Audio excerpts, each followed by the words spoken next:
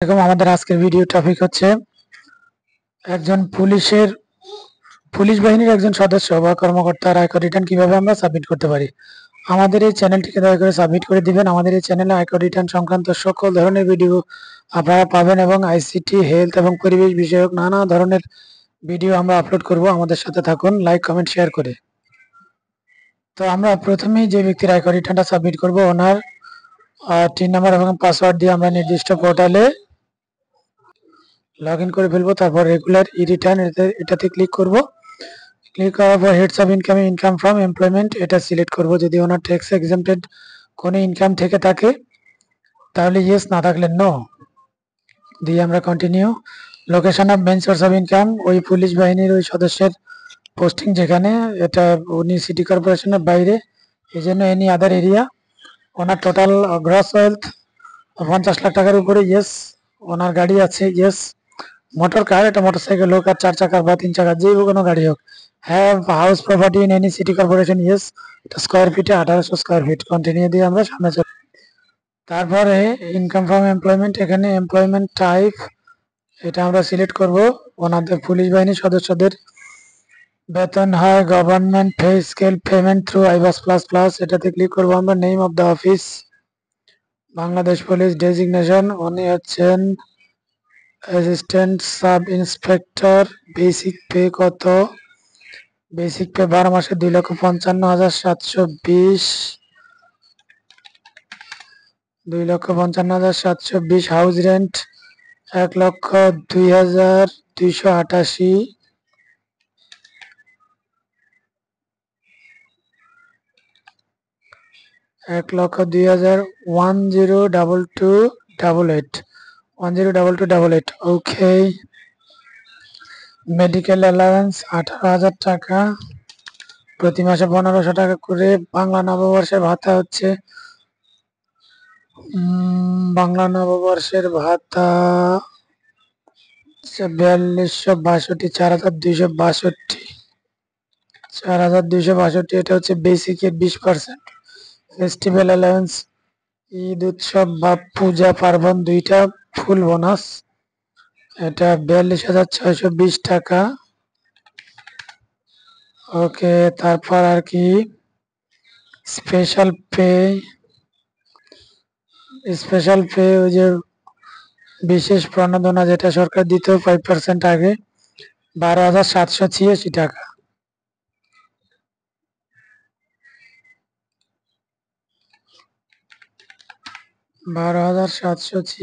তারপর GPF interest, GPF থেকে interest পেয়েছেন উনি 2,56,551 টাকা, 256551।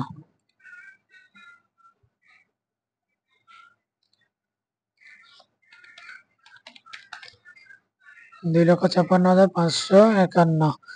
রিস্ক অ্যালাওয়েন্স ঝুঁকি ভাতা 44,400, বাহিনীতে চাকরি করলে ঝুঁকি ভাতা থাকে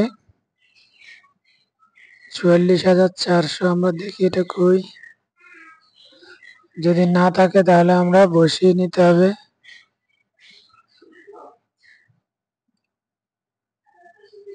এখানে লিখে নিতে হবে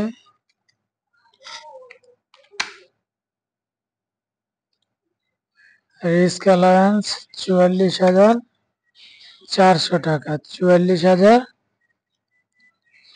রিস্ক অ্যালাউন্স কই, 44,400 টাকা। রেশন 54,000 টাকা।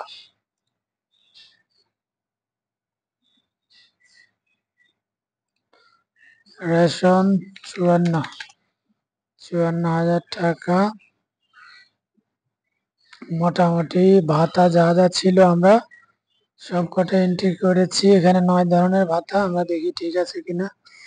1 2 3 4 5 6 7 8 9 বেতন ভাতা সব মিলিয়ে 9 ধরনের ডেটা আমরা এন্ট্রি দিলাম। দেখি সবকিছু ওকে আছে কিনা। ঠিক আছে।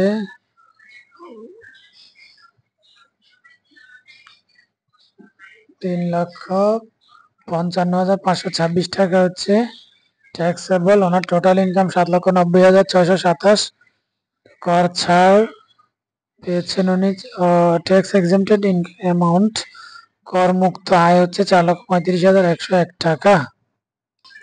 কন্টিনিউ দিয়ে আমরা সামনে চলে যাই। ডিবিটের এখানে এসে উনি জিপিএফ ওনার জিপিএফ অ্যাকাউন্টে আমরা দিয়ে দিব। জিপিএফ ওনার এই টাকাটা জমেছে। সেভেন কন্টিনিউ দিয়ে সামনে চলে যাই। এক্সপেন্ডিচারে যা যা আছে এক্সপেন্ডিচার দিব, সবকিছু সুন্দর করে রিভিউতে আমরা আবার একটু ফেরত যাই। এটা একটু ক্লিয়ার করি আপনাদেরকে যে যারা সরকারি চাকরি করেন তাদের জিপিএফ জেনারেল প্রভিডেন্ট ফান্ড, এখানে অ্যাকাউন্ট নাম্বারটা দিতে হবে।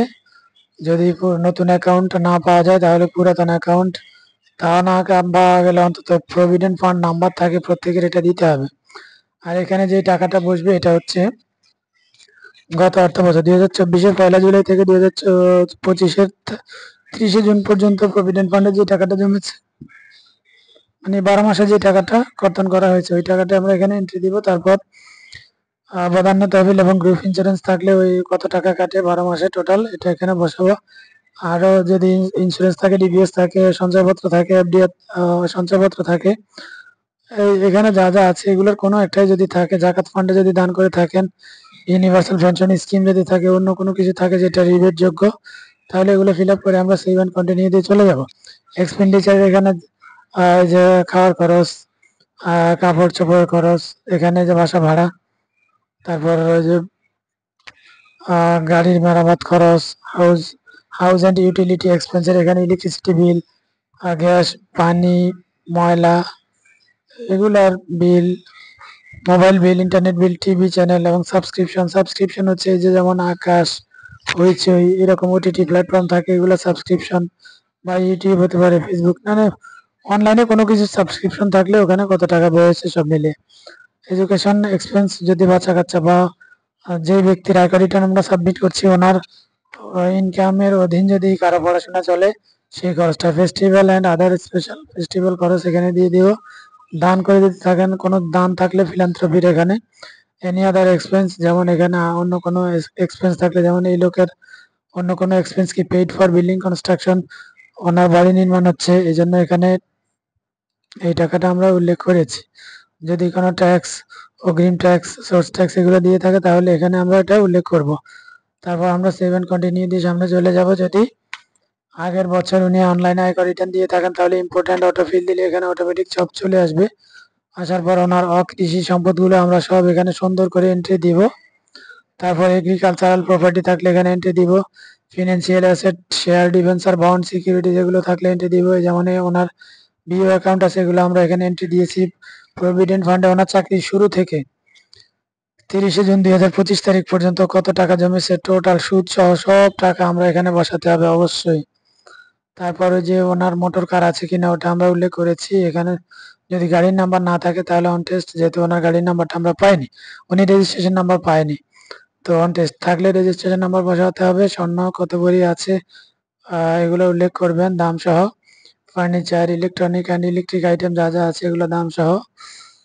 তারপর এইভাবে মোটামুটি লস অ্যান্ড ডিডাকশনে এসে এই ব্যাপারটা আমরা খেয়াল করবো। এখানে সংক্ষিপ্তভাবে শেষ করছি, এটা নিয়ে আমরা আলাদা একটা ভিডিও করবো প্রয়োজনে। জিপিএফ ইন্টারেস্ট উনি পেয়েছেন এত, এটা উনি কিন্তু ক্যাশ পান নাই, এটা ওনার প্রভিডেন্ট ফান্ডে রয়ে গেছে।